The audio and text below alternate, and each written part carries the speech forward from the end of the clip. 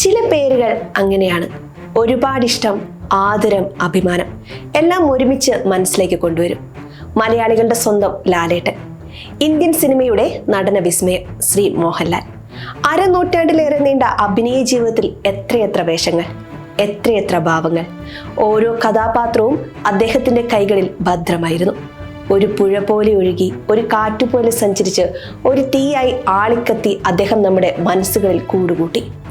ഈ മഹാനടനെ തേടി ഇന്ത്യയിലെ പരമോന്നത ചലച്ചിത്ര പുരസ്കാരമായ ദാദാസാഹേബ് ഫാൽക്കെ അവാർഡ് എത്തുമ്പോൾ അത് ഒരു നടനുള്ള അംഗീകാരം മാത്രമല്ല, മലയാള സിനിമയുടെയും ഓരോ മലയാളിയുടെയും അഭിമാന നിമിഷം കൂടിയാണ്. ഈ പുരസ്കാരം ഒരുപാട് വൈകിയെത്തിയതാണെന്ന് നമ്മളിൽ പലരും വിശ്വസിക്കുന്നുണ്ട്. എന്നാൽ കാലം കാത്തുവെച്ച ഈ അംഗീകാരം അതിന്റെ പൂർണ്ണതയും അതിന്റെ ശരിയായ സമയത്ത് അദ്ദേഹത്തെ തേടിയെത്തിയിരിക്കുന്നു. 1980 പുറത്തിറങ്ങിയ മഞ്ഞിൽ വിരിഞ്ഞ പൂക്കൾ എന്ന സിനിമയിലെ നരേന്ദ്രൻ എന്ന വില്ലൻ കഥാപാത്രത്തിലൂടെയാണ് മോഹൻലാൽ എന്ന നടൻ വെള്ളിത്തിരയിലെത്തുന്നത്. അന്നാരും പ്രതീക്ഷിച്ചിരുന്നില്ല ഈ വില്ലൻ പിന്നീട് ഇന്ത്യൻ സിനിമയുടെ ആത്മാവായി മാറുമെന്ന്.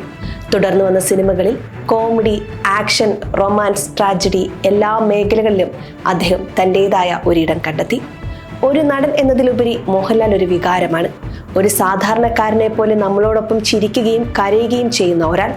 കമലദളത്തിലെ നന്ദഗോപൻ, ഭരതത്തിലെ ഗോപി, കിരീടത്തിലെ സേതുമാധവൻ, വാനപ്രസ്ഥത്തിലെ കുഞ്ഞിക്കുട്ടൻ, ഈ കഥാപാത്രങ്ങളെല്ലാം നമുക്ക് ഇന്നും ജീവനുള്ള ഓർമ്മകളാണ്. മലയാളത്തിൽ മാത്രമല്ല അദ്ദേഹം തൻ്റെ ഇടം കണ്ടെത്തിയത്. തമിഴ്, തെലുങ്ക്, കന്നഡ, ഹിന്ദി തുടങ്ങിയ ഭാഷകളിലും അദ്ദേഹം അഭിനയിച്ചിട്ടുണ്ട്. മണിരത്നം സംവിധാനം ചെയ്ത ഇരുവർ, രാം ഗോപാൽ വർമ്മയുടെ കമ്പനി, ജൂനിയർ NTRനൊപ്പമുള്ള ജനതാ ഗാരേജ് എന്നിവ ശ്രദ്ധേയമായ ചിത്രങ്ങളാണ്.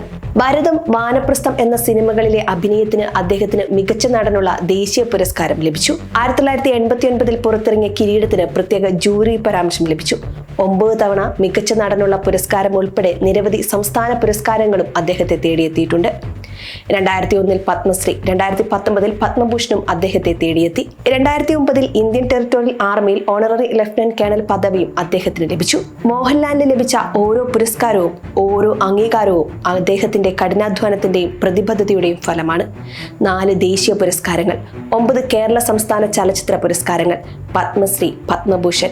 ഈ പട്ടികയിലേക്ക് ഇപ്പോൾ ഇന്ത്യയിലെ ഏറ്റവും വലിയ ചലച്ചിത്ര പുരസ്കാരവും എത്തിയിരിക്കുന്നു. അഭിനയം, നിർമ്മാണം, സംവിധാനം, വിതരണം, പിന്നണി ഗാനം, ഹോസ്റ്റ് എന്നിങ്ങനെ വിവിധ മേഖലകളിൽ മോഹൻലാൽ തന്റെ കഴിവ് തെളിയിച്ചിട്ടുണ്ട്.